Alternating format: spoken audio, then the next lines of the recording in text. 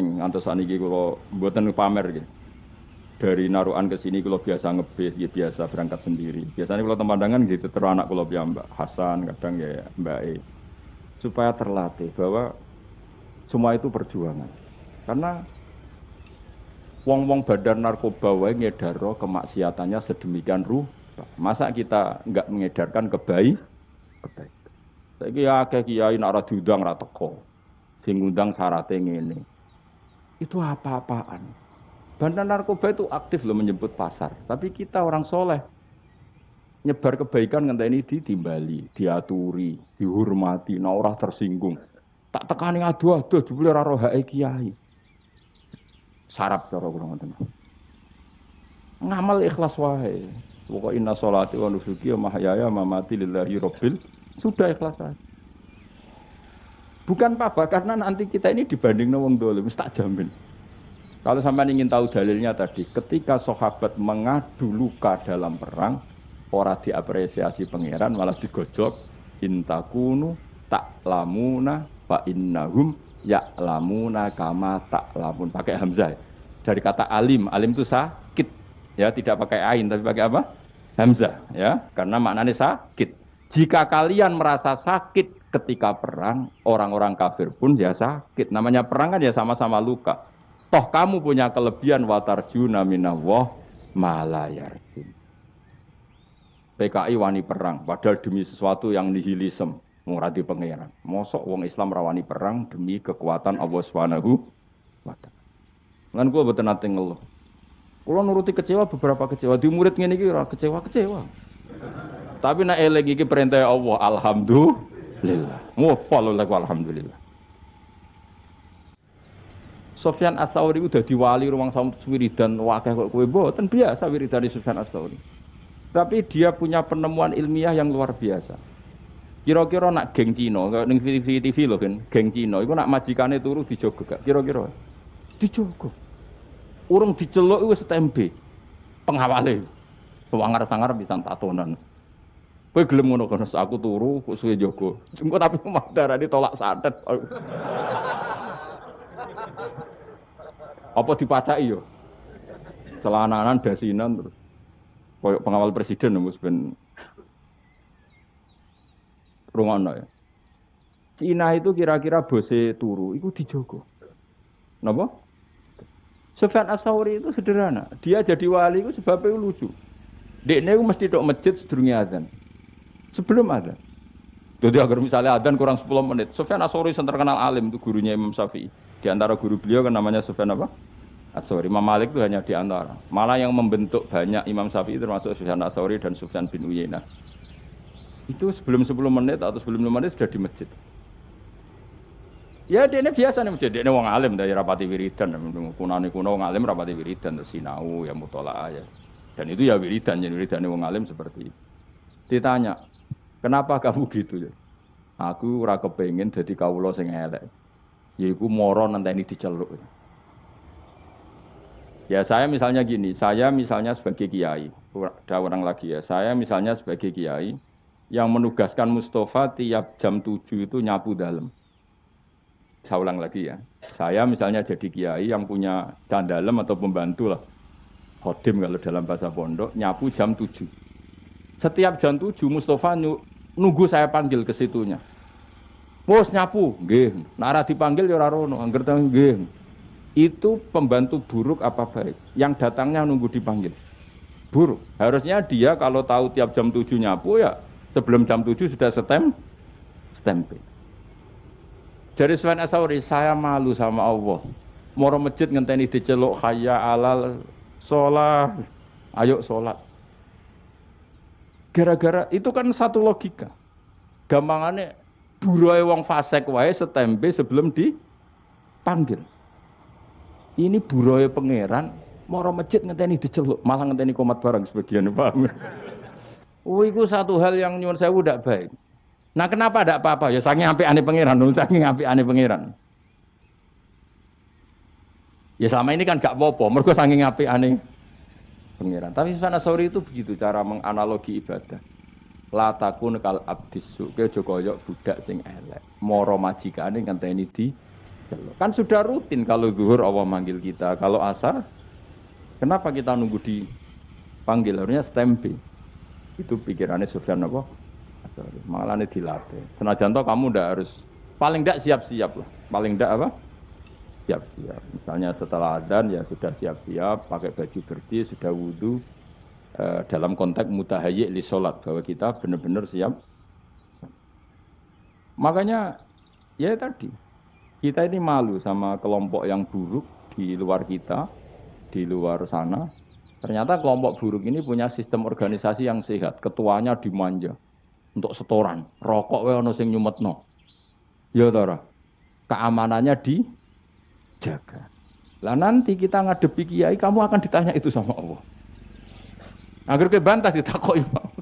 Jadi Allah bikin keburukan itu untuk pembanding, apa? Untuk pembanding. Makanya Nabi ketika para sahabatnya ngeluh atas itu semua, malah digejolak pangeran apa? Iyam saskum korkun faqad massal qauma qarhum mislu. Jika kamu luka karena perang, orang-orang kafir juga luka. Jika kamu dalam ngiyai ada masalah, memangnya badan narkoba agak ada masalah. Jika kamu mengedarkan mazhab ahli sunnah ada masalah, memangnya pengedar narkoba agak ada masalah. Toh mereka dalam segala kesalahannya berani resiko. Kamu yang katanya orang baik, Arab-Arab gajarannya pangeran, kamu takut resiko. Ini apa-apaan? Terus pangeran ini apa-apaan? Nanti di antara hisab Allah terberat adalah apa? Orang soleh dibanding wong dolim. Yo rada ngeri. Tapi ya hukum-hukum sepuro pangeran. Adelok rai-rai ini iku melas kita wis. Jadi mulane kula niku seneng jenenge ngaji ku seneng. Kula anggap mawon. Jika orang-orang buruk saja menyebarkan keburukannya. Orang mengedarkan narkoba itu kan menyebarkan apa? Kenapa kita orang baik tidak berani menyebarkan kebaikannya? Dan mereka dalam menyebarkan ada risiko berani. Kenapa kita tidak punya keberanian dalam menyebar kebaikan? Karena nanti ini jenis yang enggak diapresiasi Allah. Kalau kita ngeluh itu apa? Jenis yang enggak diapresiasi Allah. Jadi kan ngeluh malah dibully be pangeran. Gayamu jenggoten, gayamu raimu kusuk jebule. Cemen. Yo wani kan yo. Sama-sama tak tuku jas ya apa? Kowe enggakno kowe kan. Engko nang keliru rumah. Ora tau jas. Malah nggoknone kuwalik. Aku ya kadang kepengen dadi gaya nih kadang-kadang aku pengen gue menandingi di luar sana wong kok cek gaya nih. Aku kadang-kadang kepengen kan, mbak mobil ke buka no pintu, ben di luar sana kan ya begitu. Kali-kali kan, kapan-kapan ya. Coba ya seragamnya apa pas pampres pun.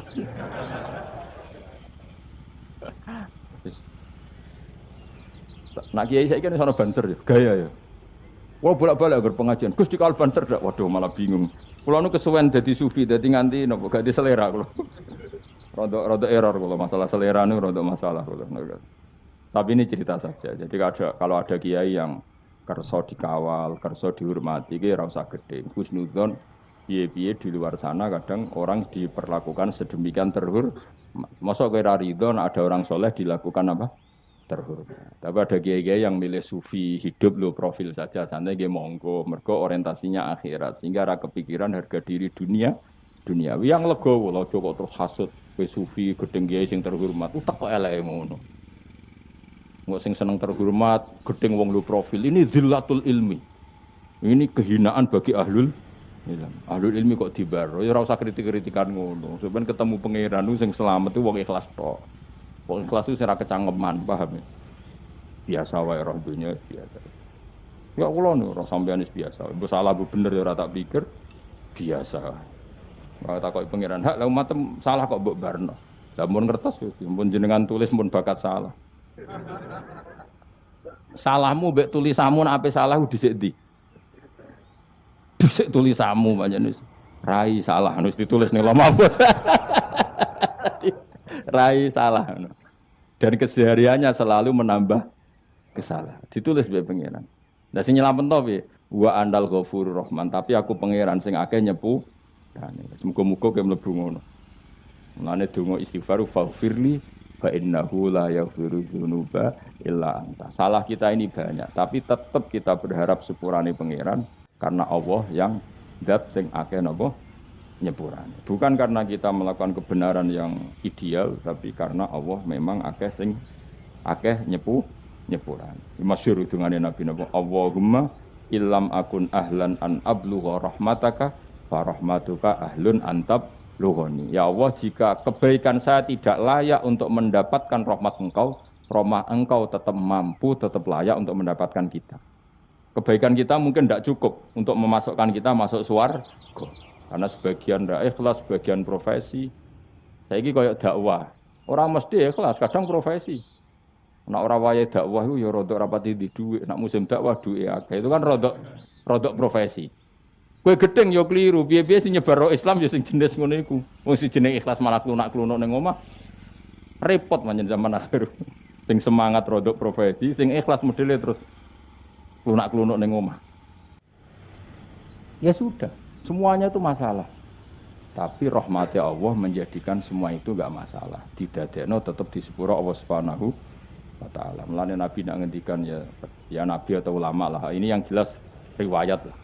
Annasu halka illal alimun wal alimuna halka illal amilun wal amiluna halka illal mukhlisun. Cek wal mukhlisuna ala khotorin azim. Manusia semua rusak kecuali orang alim. Walam alim juga nanti rusak kecuali yang bisa melakukan ilmunya. Yang bisa melakukan ilmunya juga rusak kecuali yang ikhlas. Yang ikhlas pun ala khotorin azim, dalam bahaya yang besar. Karena rata-rata penyakitnya nyun seorang ikhlas itu kan dakwah ra gelem, bedira ikhlas. Tampil gak gelem, bedira ikhlas. Akhirnya ada kekosongan dalam menyebarkan kebaikan. Sing ra ikhlas semangat, tapi uteke dhuwit. Nganti nak pengajian aduh berapa? 1 titik. Wah, ndak sumbut, minimal 4 titik. Iku kelakuan dai ta kelakuan pedagang. Tapi gak cuma ngenyek kualat kan aku ya. Nah aku barno gak pati kualat aku lho. Anak kowe aja engke gak level. Ngeritik ya butuh level.